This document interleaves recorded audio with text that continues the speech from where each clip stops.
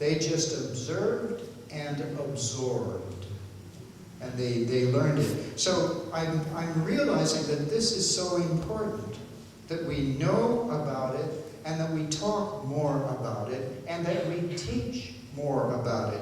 Because the problem with process skipping is that it is operating 24/7 underneath our awareness. We don't even know what's going on. We just automatically do it. And it's very important to know that, because that's what gets in the way. The other piece that's extremely important, if there are anyone in this audience who works in addictions therapy, this is the underlying psychological piece that holds the substance abuse in place and makes it so resistant to change. Any therapy program working with addictions needs to include some kind of a component on process skipping and having people identify their own process skipping structures. So I really want to emphasize that for you, so you realize that that's something that really needs to be happening. Now, let me begin with a quotation about symbol from Joseph Campbell, the scholar in comparative religion, in a book called Thou Art That. And in the Hindu, I can't pronounce it properly, but it looks like Tat Tvam Asi. He said, "Let me explore the history of my impulse to place metaphor at the very center of our exploration of Western spirituality." Very profound statement.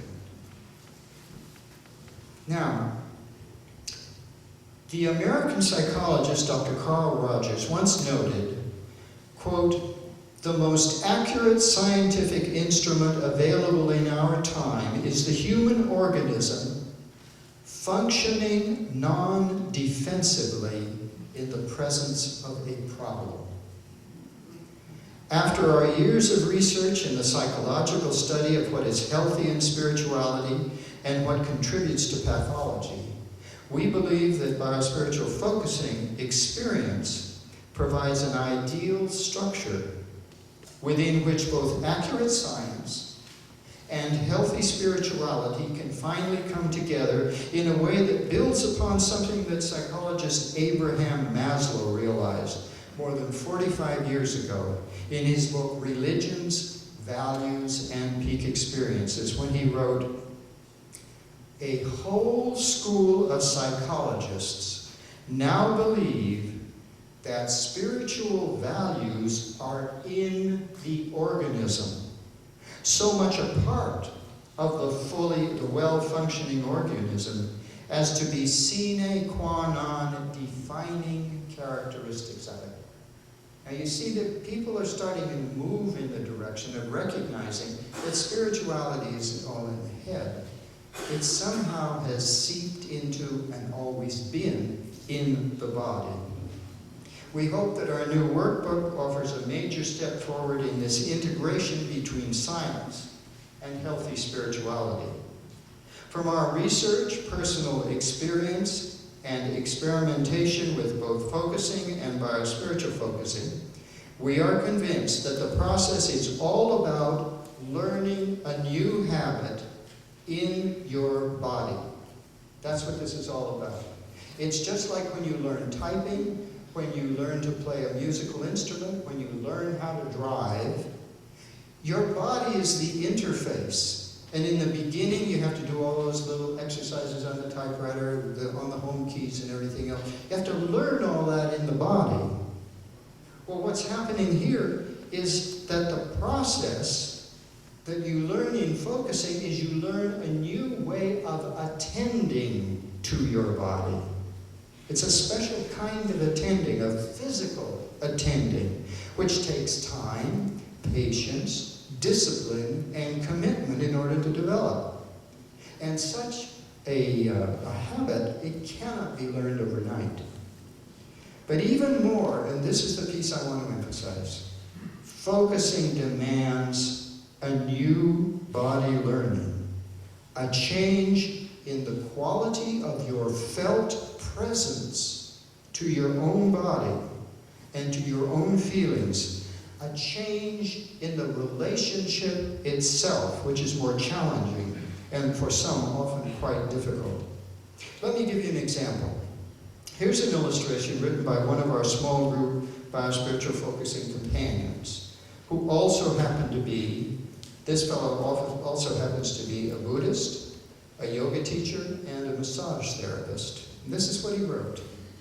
He said, I have a client who has fought cancer for some years. Last week, during treatment, I helped him to listen to some tears that had leaked from the corners of his eyes. Suddenly, he realized how harshly he had pushed against the cancer when what he most needed was to hold in a loving way how his body carried the cancer. In that moment of realization, his entire body relaxed, and a pain that had been felt in his shoulder for years lessened dramatically. We can now not only achieve very satisfying treatment results, but continue an inner journey that was blocked because of fighting versus holding the whole issue in a loving way in his body. Now, this switch from fighting to caring marks a dramatic shift in human evolution, and we believe this switch is critical in the evolutionary step, which is focusing. And here's how I've tried to put it. How can felt meaning possibly move forward within the organism when you can't even get near to the feeling or felt sense of whatever troubles or challenges you? How can that happen? Often the very feeling most needing your loving attention is the one you instinctively flee from. How can a symbol interact with a felt sense when the feltness of it all is something you push away? And that you push away, you run away from it. That's what process skipping is about. Grasping the significance of this discontinuity becomes essential if the focusing process is ever to penetrate the immune systems of the social fabric and organizations around us. We all have immune systems. We all use them. We use them to protect ourselves from change. Society does that. Government does it. Everybody does it. One experienced focusing teacher of 10 years, after going through our 3-month program, he said this: I began to realize that I had fallen into a pattern of needing to extract meaning from my felt experience, rather than just caring for how my body carried it. The meaning that emerged from my body had become more important than the quality of my relationship to my body. That's a very, very important distinction. In the beginning, when we first learned focusing about 40 years ago, it was suggested that we find a way to distance painful or scary feelings. And both Ed and I found this exercise never really worked for us. This was because we sensed no actual transformation in the felt relationship, the quality of our presence. Only a kind of numbing or distraction by getting involved with placing troublesome feelings farther away from us physically. I well remember my first glimmer of this when I was working with a lady, and she had a real kind of problem and difficulty, and I invited her to place it. Could she place it on the other side of the room? And she was really a tough old bird kind of person. And she opened one eye and she said, on the other side of the moon. And I said, yes, ma'am. See,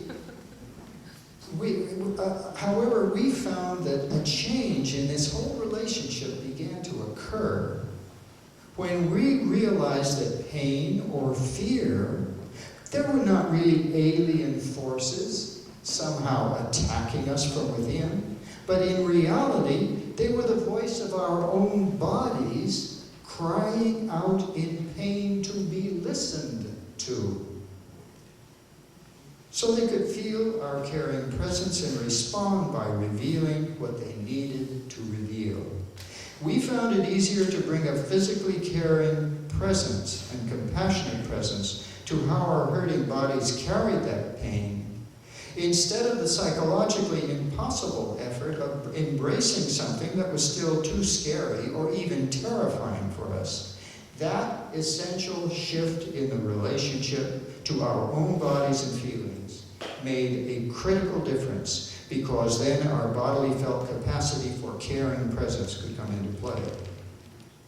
And it then recognized that we all have special teachers of caring presence right inside our own bodies. They're part of our biology as human beings. He called them our affection teachers. You see how affection has to be drawn out of you. You can't grunt it up. You know, sometimes you go to the opera and you hear a beautiful aria. Have you ever had the chills up and down your spine? Or maybe the goosebumps that come out on your arm? Has anyone here ever tried to will a goosebump? See, you can't do it. So there's something very special about affection. As we mature, other more adult experiences of affection teachers come into play.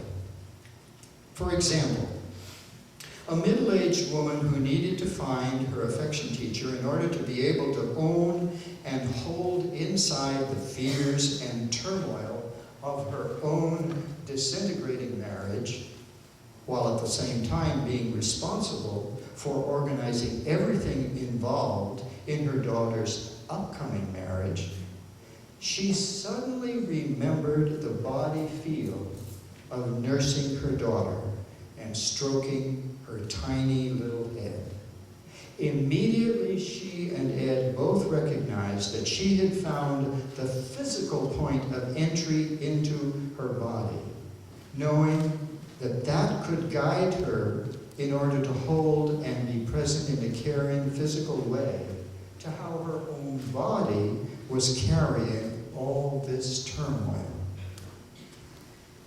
It's like learning to type or drive a car. We all need to let our affection teachers guide us into a body sense for holding, for being present to, and owning whatever inside needs to be heard. We also feel it's important not to confuse the affection teacher with temporarily soothing the feelings away. For us, this can easily become just another way of skipping around how something really feels in our body. The affection teacher helps us to change the quality of our relationship to what we're carrying. They have enabled participants in our programs to involve their bodies more actively in the focusing process. I think it's a critical point in pedagogy. In other words, how do we teach this? How do we get this across? We can't get it across as just an idea. It has to come across in the body. It has to be known and felt in the body. Noticing and nurturing our important feelings and felt senses have become two pivotal body learnings within both personal and spiritual growth. And our book is built around 6 key body learnings.